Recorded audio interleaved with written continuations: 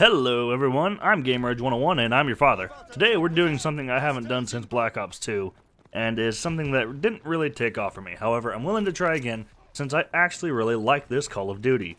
Today I'm doing a weapon review for the M1 Garand. Your pronunciation may vary. This is a straightforward, no numbers, no BS review that I base almost purely on feel and experience rather than the game code.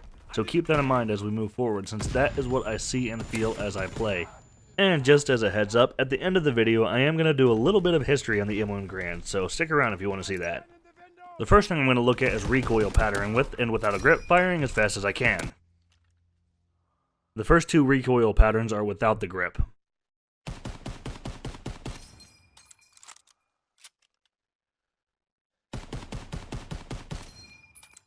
And this is how I get a different Garand. The next three are with the grip, and I did 3 for good measure to make sure I wasn't going crazy. The M1 Garand is a very high damage weapon requiring only 2 shots to kill somebody, assuming you're not shooting through a surface, and the 3-shot kill range is so far away that you're very unlikely to be firing at anybody that far away accurately. So if you're that far away, you probably shouldn't be fighting that person anyway. This gun should not be used at extreme long ranges unless you're using a 4x scope. However, I want to make clear of something, that I am someone who's used this weapon very extensively. I've already prestiged it twice, and I've maxed it out a third time. I've used it a lot as my personal favorite weapon in the game. That recoil pattern on the left can still happen, even if you have a grip. However, it doesn't go as high as the peak. So, it'll still do some weird jumps occasionally if you're using a grip, but it won't be nearly as crazy as it will without the grip. Alright, next we're going to take a look at idle sway. The M1 Garand surprisingly has very little idle sway, and we're also going to... Anyway, idle sway. We're taking a look at idle sway. The M1 Garand has almost non-existent idle sway, however it is there very slightly. Most of the other assault rifles have quite a bit of idle sway, especially the bar. However, the SMGs have a lot, and I mean a lot of idle sway, a ridiculous amount. You can mitigate the idle sway by using the scoped basic training, however with the M1 Garand it's not necessary at all. You don't need to do that with this weapon. This is a 2-shot kill weapon, and the idle sway, or lack thereof, makes this a very deadly weapon if you can reliably get those 2 taps on people. However, the offset is that the recoil of this weapon is actually really high, even with a grip. At those mid-ranges you can still miss just by shooting a little too fast. So, you gotta keep that in mind when you're actually trying to kill people with this weapon.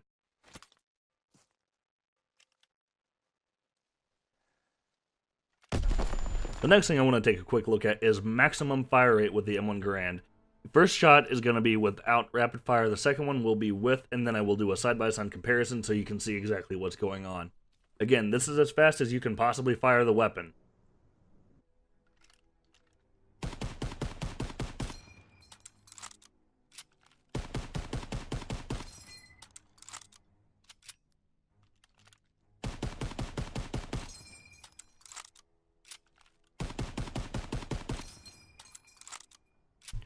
Now here's the side-by-side comparison.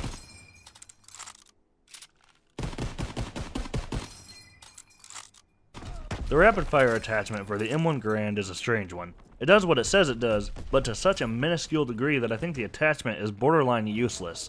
The fire rate increase is so small that it barely changes the actual fire rate, and I've been running rapid-fire for a while now, but I think it's safe to say you're better off replacing it with something else. The last thing that I'm going to look at is reload speed with and without the hustle basic training. This is the only thing that I'm going to use numbers to represent so that you can see exactly how many seconds it takes to reload the M1 Garand. The normal reload speed for the M1 Garand is roughly 1.5 seconds if you reload cancel.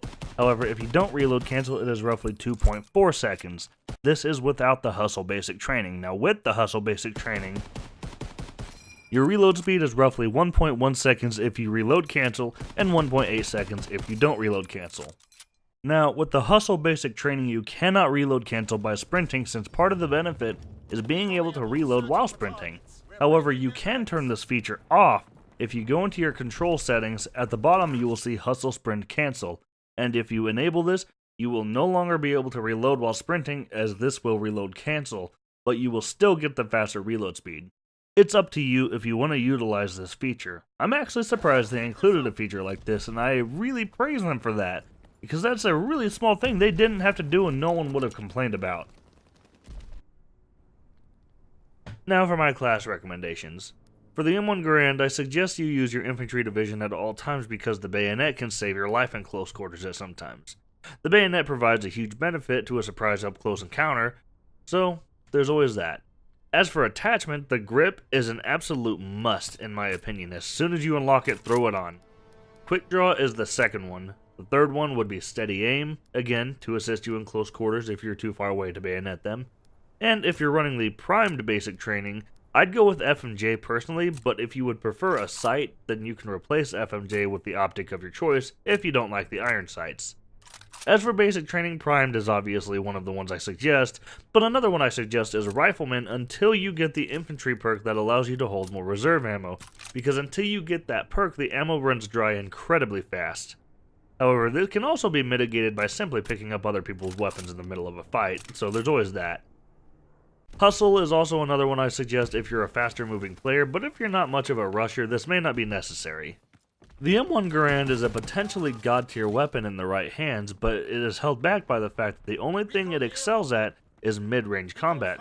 Up close, the slow fire rate will quickly be outclassed by any SMGs coming your way, and at long range the recoil is so high that you will quickly be counter-sniped before you have a chance to pick off your long-range target.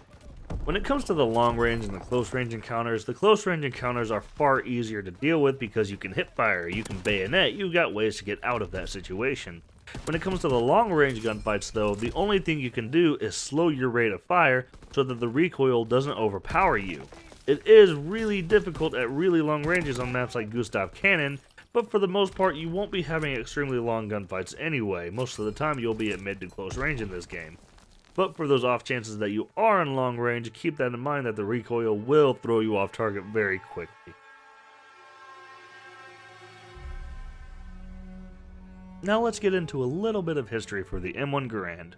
The M1 Garand is a 30 caliber semi-automatic rifle. 30 caliber is actually a couple different types of cartridges. The one that the M1 Garand takes is 308. And this was a rifle that was the standard US service rifle during World War II and the Korean War. Also saw limited service during Vietnam, but at the time was getting replaced by the M16s and the M14 rifles. Most M1 rifles were issued to US forces, though many hundreds of thousands were also provided as foreign aid to American allies. The Garand is still used by drill teams and military honor guards. It is also widely used by civilians for hunting, target shooting, and just as a military surplus collectible rifle. The M1 rifle was named after its Canadian-American designer, John Garand. It was the first standard issue semi-automatic military rifle. By all accounts, the M1 rifle served with distinction. General George S. Patton called it the greatest battle implement ever devised. The M1 replaced the bolt-action M1903 Springfield as the standard US service rifle in the mid-1930s and was itself replaced by the selective fire M14 rifle in the late 1950s. Although the name Garand is frequently pronounced Garand, the way I'm saying it, the preferred pronunciation is Garand to rhyme with errand, according to experts and people who knew John Garand. Its official designation when it was the issue rifle in the US Army and the US Marine Corps was US Rifle Caliber 30 M1 or just M1, and Garand was not mentioned. And just for side note, I prefer saying Garand personally because I just think it sounds better. Yeah, that's it actually. Alright guys, well I hope you enjoyed this weapon review, and I hope you learned something new, and I hope you liked the little history lesson at the end there. I might do this more often, depending on how well this is received. But overall, I hope you guys liked the video, and I hope I will see you in the next video. Goodbye!